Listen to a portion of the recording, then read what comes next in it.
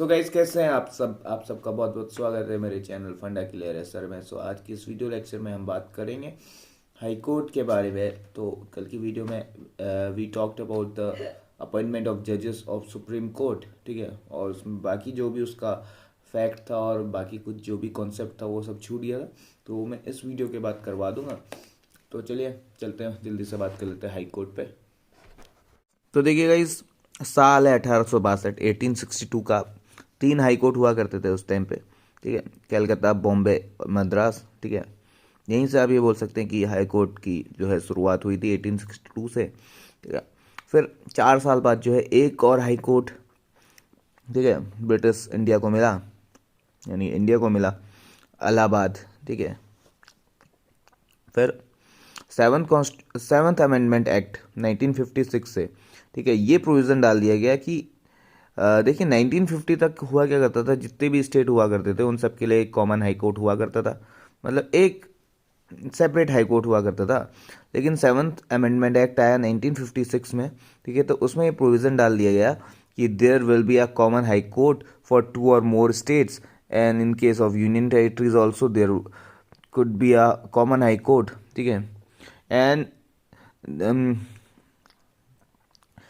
for the territorial jurisdiction of common high court is there will be co-terminus with concerned states and union territories। समझ रहे हैं, यानी कि जो भी टेरिटोरियल जुरिडिक्शन होगा उस पर्टिकुलर हाई कोर्ट का, ठीक है, तो वो जो है को टर्मिनस रहेगा पूरे कंसर्न स्टेट के लिए, ठीक है। उसका जो जुडिक्शन रहेगा ना, टेरिटोरियल जुडिक्शन उस हाई कोर्ट का पूरे ऑल ओवर द स्टेट रहेगा, ठीक है। और अगर बात करेंगे कॉमन हाई कोर्ट की, तो जितने भी हाई कोर्ट्स हैं, तो मतलब जितने भी मतलब एक हाई कोर्ट है और जितने भी स्टेट्स के लिए वो हाई कोर्ट्स है, ठीक है, तो उस पूरे एंटायर स्टेट्स की जितनी भी टेरिटरी होगी तो उन सब के लिए जो है एक कॉमन हाई कोर्ट रहेगा, और उसकी जितनी भी एंटायर टेरिटरी होगी 2-3 स्टेट्स की, तो उनके संग को टर्मिनस रहेगा उस पूरे हाई कोर्ट का, ठीक है। तो यानी कि उसकी जो जुडिक्शन टेरिटरी रहेगी वो पूरे जितनी भी 2-3 स्टेट्स की टेरिटरीज हैं उसकी एरिया के बराबर रहेगी,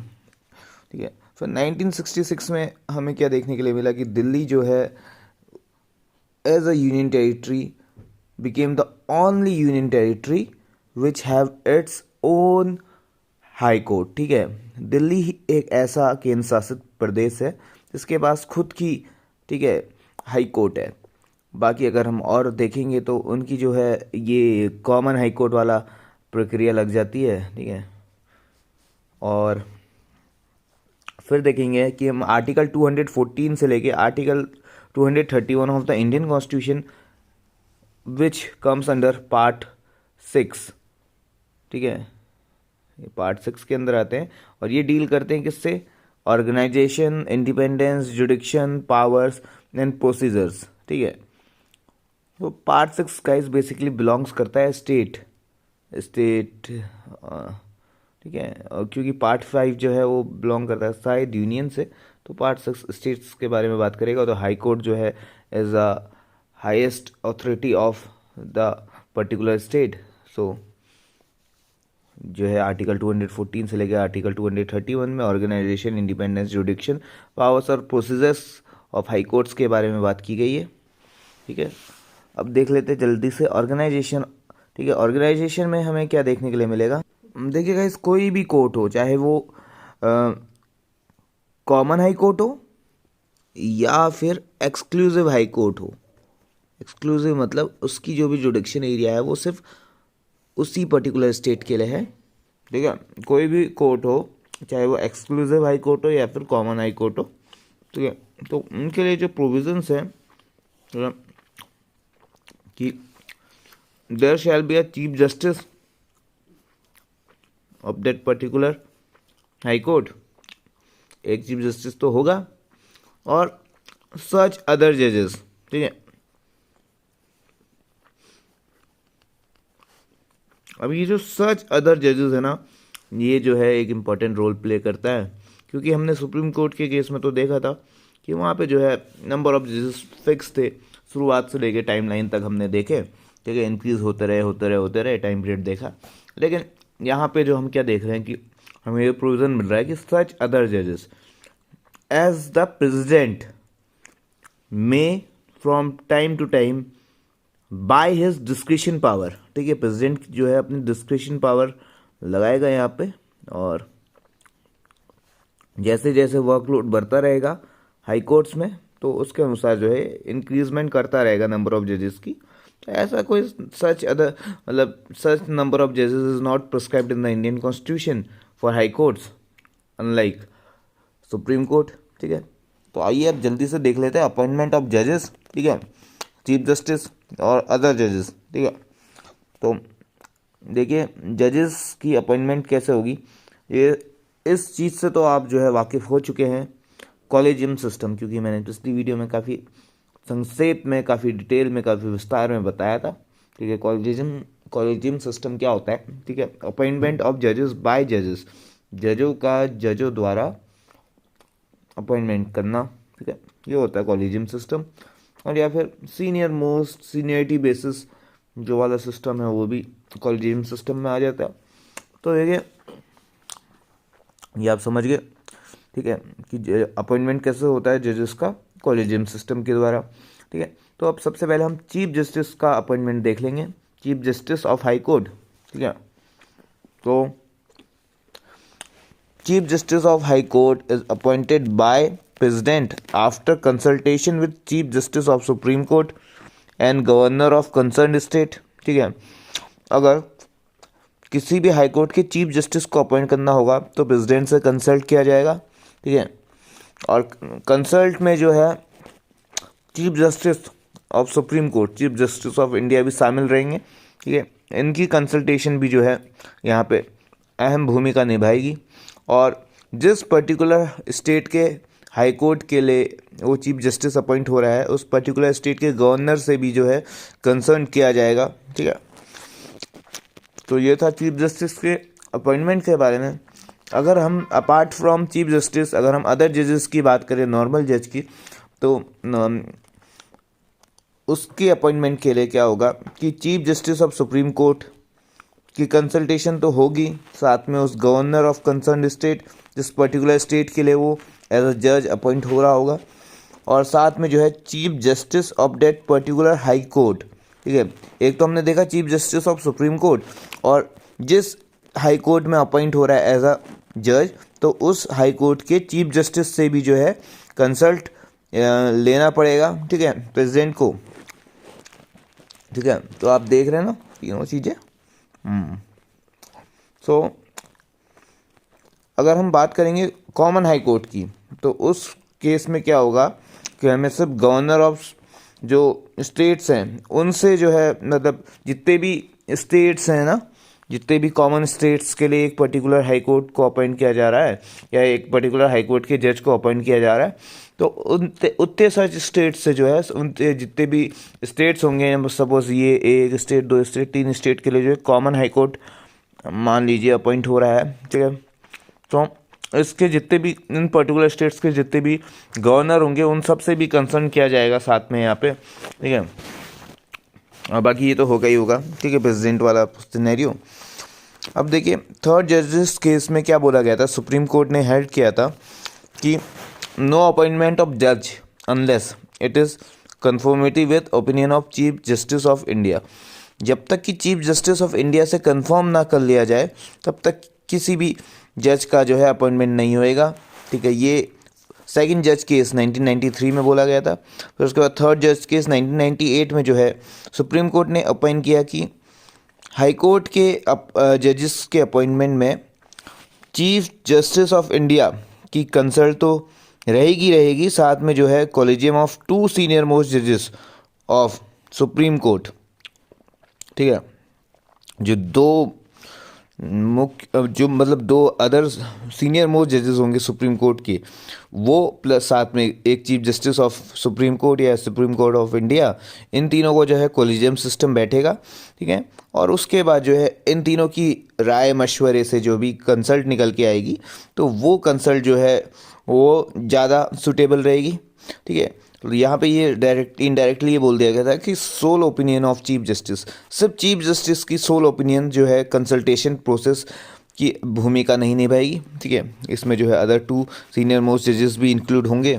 ठीक है, उसके बाद देखिए 99 कॉन्स्टिट्यूशनल अमेंडमेंट एक्ट आया था। इस सब से तो आप सभी वाकिफ़ है। ठीक है, ये तो मैंने कल वाली वीडियो में बहुत अच्छे से बताया ही था कि NJAC करके एक एग्जीक्यूटिव अथॉरिटी आई थी, एग्जीक्यूटिव कमीशन आया था, जिसमें एग्जीक्यूटिव ऑर्गन ऑफ गवर्नमेंट जो है काफ़ी अहम भूमिका निभाती थी during the term of Modi government, first tenure of Modi ji as a prime minister of India. 2014 में ये आया था। ठीक है, तो इसने क्या किया था, रिप्लेस कर दिया था कॉलेजियम सिस्टम को, पुराना जो भी सिस्टम चल रहा था, यानी कि अपॉइंटमेंट ऑफ जजेस बाय द जजेस इटसेल्फ। ठीक है, तो फिर 2015 में कुछ, जैसे कि मैं आपको बताया था कि अगर कभी भी जो है इंडियन कॉन्स्टिट्यूशन में ऐसा लगे कि there is something like which is violating the Indian constitution, which is violating the features of the Indian constitution. ठीक है, जैसे कि independence of judiciary is a feature of Indian constitution. ठीक है, सैलिएंट फीचर में भी आता है। तो ये चीज़ जो है वायलेट हो रही थी इस चीज़ से। ये वाली जो नेशनल जुडिशरी अपॉइंटमेंट कमीशन, ये जो कमीशन बना था, तो ये जो है कहीं ना कहीं जो है वायलेट कर रहा था इंडिपेंडेंस ऑफ जुडिशरी को। ठीक है, अफेक्ट इंडिपेंडेंस ऑफ जुडिशरी। ठीक है, सो इसलिए 2015 में जो है सुप्रीम कोर्ट ने इस NJAC को अनकॉन्स्टिट्यूशनल डिक्लेयर कर दिया। ठीक है, और वापस जो है कॉलेजियम सिस्टम जो पहले से ही चलता आ रहा था, ठीक है, वो it became operative, collegium system became operative. ठीक है, तो कॉलेजियम सिस्टम ने NJAC को जो है रिप्लेस कर दिया और NJAC अब क्या हो गया, अनकॉन्स्टिट्यूशनल डिक्लेयर हो गया। अब गाइस जल्दी से देख लेते हैं क्वालिफिकेशन। ठीक है, अपॉइंटमेंट ऑफ हाई कोर्ट जजेस के लिए क्या क्वालिफिकेशन रहेगी और अपॉइंटमेंट ऑफ सुप्रीम कोर्ट जजेस के लिए क्या क्वालिफिकेशन रहेगी। तो ज़्यादातर हम देखेंगे तो सेम सेम ही है। पहला तो सिटीज़न ऑफ इंडिया दोनों केसेस में, सुप्रीम कोर्ट में भी और हाई कोर्ट में भी। ठीक है, और दूसरा जो है डिफरेंस यहाँ पे हम ये देखने के लिए मिलेंगे कि अगर किसी हाई कोर्ट के जज के लिए क्वालिफिकेशन चाहिए तो वो उसकी को क्या क्वालिफिकेशन होनी चाहिए, after citizen of India he should hold the judicial office in India, Indian territory, in any of the Indian territory. ठीक है, चाहे वो कोई भी लोअर कोर्ट हो, कोई सबऑर्डिनेट कोर्ट हो, तो वहाँ पे he should be acting as a judicial officer. अब जज मान लीजिए, ठीक है, 10 साल के लिए एज अ जज होना चाहिए and should have been advocate of high court. ठीक है, दूसरा प्रोविजन क्या है कि कोई भी, मैंने बोला था लोअर कोर्ट्स, निचली अदालतें, उसमें जो है 10 साल के लिए जो एज अ जज होना चाहिए। और अगर वो हाई कोर्ट में है तो वहाँ पे जो है 10 साल के लिए उसको हाई कोर्ट का एडवोकेट भी होना चाहिए। ठीक है, should have an advocate of high court और high court in succession for 10 years. High court in succession का मतलब यहाँ पर होता है कि अगर मान लीजिए 10 साल तक, जैसे 3 साल के लिए उत्तराखंड हाई कोर्ट में जज रहा हुआ, ठीक है, या फिर उत्तराखंड हाई कोर्ट में उसने एज एन एडवोकेट प्रैक्टिस किया हुआ है, उसके बाद उत्तर प्रदेश हाई कोर्ट में यानी कि इलाहाबाद हाई कोर्ट में, पहले नैनीताल हाई कोर्ट में, फिर इलाहाबाद हाई कोर्ट में, ऐसी तेलंगाना हाई कोर्ट में, ऐसी असम या फिर इधर वाली नॉर्थ ईस्ट साइड में जो है रहा, और टोटल उसका टेन्योर 10 साल हो गया एज एन एडवोकेट, तो now he is eligible for the appointment of जज, to be appointed as a जज in that particular high court जिसकी बात कर रहे हैं। ठीक है, तो ये चीज़ हो गई। और यहाँ पे देखिए no minimum age is prescribed in Indian constitution as जज ऑफ हाई कोर्ट। ठीक है, और वही चीज़ हम क्वालिफिकेशन ऑफ सुप्रीम कोर्ट जजेस भी देखेंगे। पहली चीज़ तो है सिटीजन ऑफ इंडिया, दूसरी जज ऑफ हाई कोर्ट। ठीक है, यहाँ पे जो है थोड़ा सा डिफरेंस देखने में, जज ऑफ हाई कोर्ट और high court in succession for 5 years. तो ये अगर किसी भी हाई कोर्ट का वो जज अगर रहा हो 5 साल तक, या फिर सक्सेशन ऑफ हाई कोर्ट्स यानी कि 2 साल एक हाई कोर्ट में, 2 साल दूसरे हाई कोर्ट में, 1 साल तीसरे हाई कोर्ट में, तो टोटल 5 साल का इसका टेन्योर हो गया। तो now also he is eligible for the जज बिकमिंग द जज ऑफ हाई कोर्ट। ठीक है, sorry, now he is judge of, now to become the eligible to become the judge of supreme court। ठीक है, और अगर एडवोकेट है वो, ठीक है, किसी भी हाई कोर्ट में, ठीक है, और हाई कोर्ट इन सक्सेशन में, ठीक है, 10 साल का उसका मिनिमम जो है अनुभव है, एक्सपीरियंस है एज एन एडवोकेट, तो then also he is eligible to become जज इन सुप्रीम कोर्ट। ठीक है, उसके बाद अगर वो प्रेसिडेंट की नज़रों में एक डिस्टिंग्विश्ड ज्यूरिस्ट है, ठीक है, डिस्टिंग्विश्ड ज्यूरिस्ट यानी कि उसको जो लॉ की काफ़ी अच्छी अनुभव है, ठीक है, काफ़ी माना जाना जो है वो ज्यूरिस्ट है in the opinion of president, then also ठीक है, he is eligible for to be the appointed as जज ऑफ सुप्रीम कोर्ट। ठीक है, ये क्वालिफिकेशन ऑफ जज of appointment of high court मैंने बोल दिया था, ये क्वालिफिकेशन ऑफ सुप्रीम कोर्ट जजेस हो गया। ठीक है, अब ओथ और अफर्मेशन जो है, ठीक है, तो ये दोनों में हमें सेम ही मिलेगी, हाई कोर्ट में और सुप्रीम कोर्ट में। ठीक है, तो इसमें क्या बोला जाता है जब कभी भी कोई जज ओथ या अफर्मेशन लेता है, that he shall bear the true faith to constitution. ये आप लोग ना लिखिएगा, ठीक है, ये तो मैंने ऐसे लिख दिया, ये पूरा पूरा लिखिएगा, एनी ऑफ द स्टूडेंट, सबके लिए ये वाली बात है, ये पूरा सब जो है कॉन्स्टिट्यूशन पूरा लिखना है, ये शॉर्ट फॉर्म नहीं। ठीक है, to bear true faith to constitution of India and allegiance to constitution of India. ठीक है, दूसरी चीज़ जो है कि to uphold sovereignty and integrity of India, Bharat की एकता और अखंडता को बनाए रखेगा। ठीक है, फिर उसके बाद duly and faithfully to best of his knowledge, जो कुछ भी उसकी नॉलेज में है और एबिलिटी में है, उसके जजमेंट के अनुसार वो अपनी ड्यूटी को परफॉर्म करेगा विदाउट एनी फियर और फेवर। ठीक है, अफेक्शन और इल विल। ठीक है, तो ये सब चीज़ें हैं। और उसके बाद to uphold constitution and the laws. ठीक है, इसकी कॉन्स्टिट्यूशन संविधान की मर्यादा को बनाए रखेगा और कानून की मर्यादा को बनाए रखेगा। ठीक है, सो जो टेन्योर है अब देखेंगे हम हाई कोर्ट और सुप्रीम कोर्ट में। तो हाई कोर्ट में जो टेन्योर है, जब तक कि कोई व्यक्ति 62 वर्ष की आयु को पार ना कर ले, तो तब तक वो बना रहेगा हाई कोर्ट में एज अ जज। ठीक है, और वहीं पे अगर सुप्रीम कोर्ट की बात करें तो 65 ईयर्स। ठीक है, अगर मान लीजिए 62 ईयर्स ये पार कर लेता है, नाउ इसको हम क्या कर सकते हैं, प्रमोट भी कर सकते हैं सुप्रीम कोर्ट में एज अ जज। ठीक है, या फिर एज अ चीफ जस्टिस। ठीक है, तो question regarding age determined by president after consultation with chief justice of India and decision of president is final. ये आप समझ रहे हो, समझाने की तो कोई ज़रूरत है नहीं इसमें। ठीक है, तो दूसरी चीज़ जो है, ही कैन रिज़ाइन, अ जज of high court can resign his office by writing to president. तीसरी चीज़ है, he can be removed by president. ठीक है, ऑन रिकमेंडेशन ऑफ पार्लियामेंट, अगर पार्लियामेंट रिकमेंड करेगी, दोनों ही सिनेरियो में। ठीक है गाइस, इसमें भी और इसमें भी, सुप्रीम कोर्ट में भी यही चीज़ है, अगर पार्लियामेंट रिकमेंड करेगी तो जज को जो है रिमूव कर दिया जाएगा। ठीक है, और यहाँ पे जो है ये, यहाँ पे भी सेम चीज़ है, resign office by writing to president. ठीक है, और यहाँ पे भी ये चीज़ देखने के लिए मिली थी सुप्रीम कोर्ट और हाई कोर्ट में। और जो चौथी हम यहाँ पे चीज़ देखेंगे कि he can vacate his office when promoted to जज ऑफ सुप्रीम कोर्ट। ठीक है, अगर मान लीजिए किसी हाई कोर्ट में कोई जज है, अगर उसको अपॉइंट किया जा रहा है सुप्रीम कोर्ट का जज, एज अ जज या फिर as a chief justice of supreme court appoint किया जा रहा है या प्रमोट किया जा रहा है, तो तब जो है वो उसको अपनी जो है सीट वैकेट करनी पड़ेगी, या फिर अगर उसको किसी दूसरे हाई कोर्ट में उसका ट्रांसफ़र किया जा रहा है एज एन जज, ठीक है, तो तब जो है उसको अपनी सीट वैकेंट करनी पड़ेगी। लेकिन यहाँ सुप्रीम कोर्ट में हमें ऐसा कोई मामला देखने के लिए नहीं मिलता, क्योंकि ये जो है सर्वोच्च न्यायालय है। ठीक है, अपेक्स हाई कोर्ट है, सॉरी अपेक्स कोर्ट है ऑफ इंडिया, इससे ऊपर तो कोई कोर्ट होती नहीं है। तो ठीक है, इसका ट्रांसफ़र भी हो नहीं सकता। तो जो सुप्रीम कोर्ट का जो जज है उसको हम कैसे हाई कोर्ट में लेके आएंगे, so that is not favourable. ठीक है, और ना ही उसका प्रमोशन हम कर सकते हैं।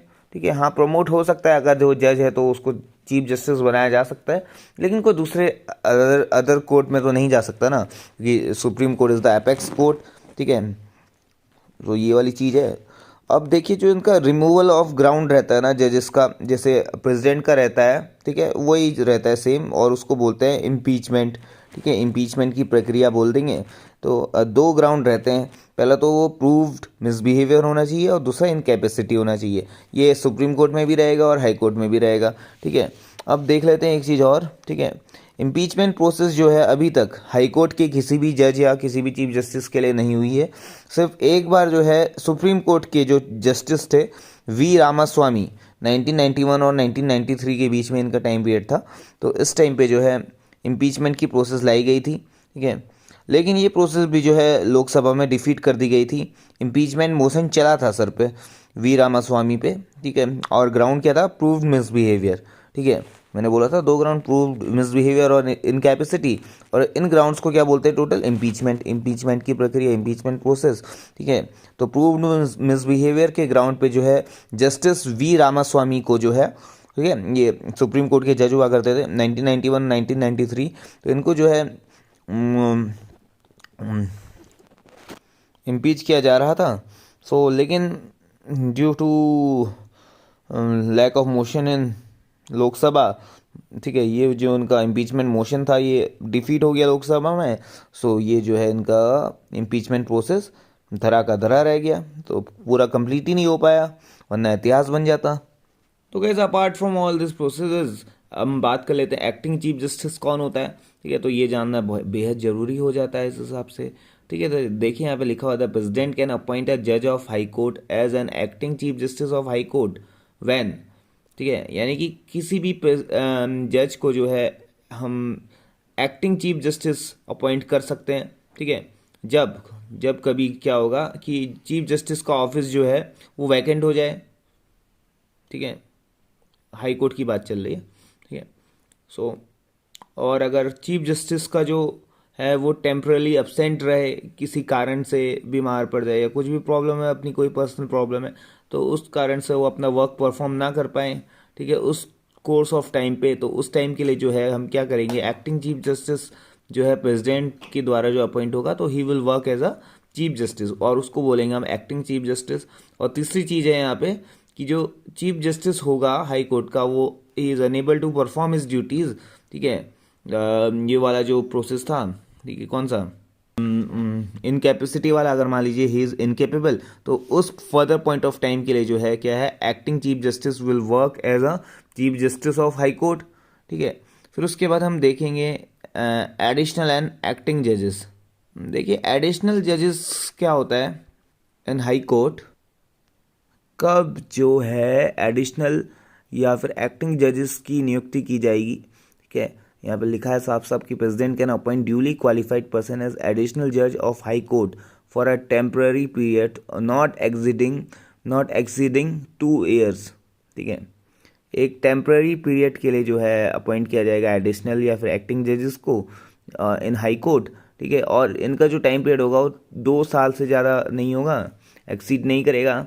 सो और ये कब होगा ऐसा, when there is temporary increase in business of the high court, ठीक है। यानी कि कहने का मतलब ये है कि यहाँ पे जो है वर्कलोड ज़्यादा बढ़ जाएगा, ठीक है। और दूसरा जो है यहाँ पे जो है there are arrears of work in the high court, ठीक है, कोई ना कोई त्रुटि रहेगी हाई कोर्ट की वर्किंग में, तो उस समय भी जो है president can appoint a duly qualified person as an acting जज, ठीक है, या फिर एडिशनल जज, ठीक है, ऑफ हाई कोर्ट, ठीक है। और दूसरा ग्राउंड ये कि जब कभी भी वहाँ का जो जज होगा, ठीक है, उसके बदले में जो है ये एडिशनल जज विल बी वर्किंग, ठीक है, कब, व्हेन द जज is unable to perform the duties of his office due to absence or any other reason, ठीक है। तो समझ में आ ही रहा है। और दूसरा appointed to act temporarily as chief justice of the high court and he is not temporary क्या है कि अगर कोई मान लीजिए जज है और उसका जो है टेम्परली जो है नियुक्ति कर दी जाती है as a chief justice of that particular high court या फिर for some other high court, तो उसकी स्पेस तो वैकेंट हो जाएगी, तो उसकी स्पेस वैकेंट हो जाएगी, तो for temporary period of time तो जो है हम यहाँ पे एडिशनल जज या फिर एक्टिंग जज को यहाँ पे अपॉइंट कर देंगे, ठीक है। हम तो ये लिखा हुआ है एन एक्टिंग जज holds office until the permanent जज रिज्यूम्स हिज ऑफिस, ठीक है। हाउएवर बोथ द एडिशनल और एक्टिंग जज can not hold office after attaining the age of 62 years। जब किसी भी जज की जो है आयु उम्र जो है 62 साल क्रॉस कर जाएगी हाई कोर्ट के सेंस में, तो वो क्या कर सकते हैं, वो होल्ड ही नहीं कर सकते ऑफिस को, ठीक है। तो ये सब था। देखिए सेम चीज़ जो है हमें सुप्रीम कोर्ट की उसमें भी देखने के लिए मिलती है, ठीक है। लेकिन फ़र्क ये है कि वहाँ पे क्या था, एडिशनल जज था, ठीक है, और यहाँ पे क्या है, एड हॉक जज है, ठीक है। सो ये है। और एक्टिंग चीफ जस्टिस वहाँ पे भी देखने के लिए मिले था और यहाँ पे भी हमें देखने के लिए मिल रहा है एक्टिंग चीफ जस्टिस। और ये acting chief justice supreme court में कब अपॉइंट किए जाते हैं, देखिए the president can appoint a जज of supreme court as an acting chief justice of India when, जब कभी भी चीफ जस्टिस की जो है सीट वैकेंट हो जाएगी, तो उस टाइम पे जो है he will the person working as a जज will be acting as a chief justice acting, ठीक है, एक्टिंग और होने में बहुत फ़र्क होता है, ठीक है। दूसरा है the chief justice of India is temporary absent, अगर वो किसी कारणवश जो है एब्सेंट हो टेम्पररीली, ठीक है, तो उस समय जो है किसी भी जज को उठा के एक्टिंग चीफ जस्टिस बना दिया जाएगा, ठीक है। और तीसरा जो है the chief justice of India is unable to perform the duties of his office, अब किसी भी कारणवश अगर मान लीजिए इनकैपेसिटी या फिर कोई दूसरा अदर रीज़न, कोई मेंटल इनकैपेबिलिटी है या कुछ भी है, अगर मान लीजिए जज साहब जो है इस प्रॉब्लम से फेस कर रहे हैं, तो उस समय भी जो है क्या होगा कि किसी भी जज को उठा के एज अ चीफ जस्टिस बना देंगे, एक्टिंग चीफ जस्टिस बना देंगे, ठीक है। तो ये होता है एक्टिंग चीफ जस्टिस का role in sense of supreme court. और वहीं पे एड हॉक जजेस सेम एज हाई कोर्ट में हमने देखा था क्या, एडिशनल एंड एक्टिंग जजेस देखा था, तो वैसे हम यहाँ पे क्या देखेंगे, एड हॉक जज, ठीक है। So when there is lack of quorum of permanent जज to hold or continue any session of the supreme court, देखिए समझेंगे इसको, ठीक है। तो उस समय जब कभी भी मान लीजिए कोई ऐसा है, यानी कि एक कोरम जो होता है ना जजेस का, तो वो लैक कर रहा है, ठीक है, उसमें किसी जज की कमी हो रही है सुप्रीम कोर्ट की, तो चीफ जस्टिस किसी भी हाई कोर्ट के जज को, ठीक है, उस कोरम की फुलफिलमेंट के लिए, उस कोरम की पूर्ति करने के लिए उस पर्टिकुलर जज को, ऑफ उस पर्टिकुलर हाई कोर्ट के जज को अपॉइंट कर देगा एज एड हॉक जज, ठीक है, फॉर अ टेम्पररी पीरियड, ठीक है। और ये कब किया जा सकता है, he can do so only after consultation with the chief justice of high court, अगर मान लीजिए किसी हाई कोर्ट से जो है वो पर्टिकुलर जज को एज अ एड हॉक जज बना रहे हैं, तो उससे पहले उनको ड्यूली परमिशन लेनी पड़ेगी, किसकी, उस हाई कोर्ट के चीफ जस्टिस की, ठीक है। और साथ में प्रीवियस कंसेंट ऑफ प्रेसिडेंट तो होगा ही, ठीक है। तो ये था, तो द जज सो appointed should be qualified for appointment as a जज ऑफ सुप्रीम कोर्ट, जिस भी जज को जो है अपॉइंट किया जा रहा है एज अ एड हॉक जज, ही शुड बी क्वालिफाइड, ठीक है, क्वालिफिकेशन प्रोसेस में ही हम फिर जाएंगे, तो वही क्वालिफिकेशन उसकी भी होनी चाहिए कि वो सुप्रीम कोर्ट का जज बनने की क्वालिफिकेशन रखता हो, ठीक है। सो गाइज, इन जज साहब की जो एडहॉक जज होंगे, इनकी एक ड्यूटी रहेगी कि अगर मान लीजिए उस जिस किसी भी पर्सन के एब्सेंस में इनको एडहॉक जज बनाया है टू फुलफिल द कोरम, ठीक है, तो उसके लिए क्या होगा कि द जज सो appointed should be qualified for appointment as a जज of supreme court, it is the duty of the जज, यहाँ से देखेंगे, it is the duty of the जज सो appointed to attend the sittings of supreme court, ठीक है, समझ रहे हैं आप, and in priority to other duties of his office, ठीक है, जितनी भी उसकी अदर ड्यूटीज़ हैं उसके साथ ही साथ क्या होगा कि ये ड्यूटी रहेगी जज की, जो भी अपॉइंट हुआ है एज अ एड हॉक जज, ठीक है, so he will attend the sittings of the supreme court, मैंने कोरम वाली चीज़ बताई थी ना, कोरम की सिटिंग के फुलफिलमेंट के लिए एड हॉक जज जो है अपनी ड्यूटीज़ परफॉर्म करेंगे, ठीक है। सो ये करते वक्त जो है he enjoys all the jurisdiction powers and privileges of a judge of supreme court, जो भी सुप्रीम कोर्ट के जज होते हैं उनको जो भी पावर प्रिविलेजेस वगैरह मिलती है, तो वही सब चीज़ें इनको भी मिलेंगी एज अ एड हॉक जजेस। सो गाइस, एट लास्ट मैं यही बोलूँगा, थैंक्स फॉर वॉचिंग। फंडा क्लियर है सर? आई होप आप सभी को ये वीडियो पसंद आई होगी और ये कॉन्सेप्ट आपको समझ में आया होगा, ठीक है। और बाकी की जो भी इसके अदर प्रोविजंस है हम अगली वीडियो में डाल देंगे, ठीक है। नीचे आप लिंक चेक करते रहिएगा। सो बने रहिए वीडियो में, लाइक शेयर और सब्सक्राइब करना ना भूलें, ठीक है। और तब तक के लिए बाय बाय गाइस।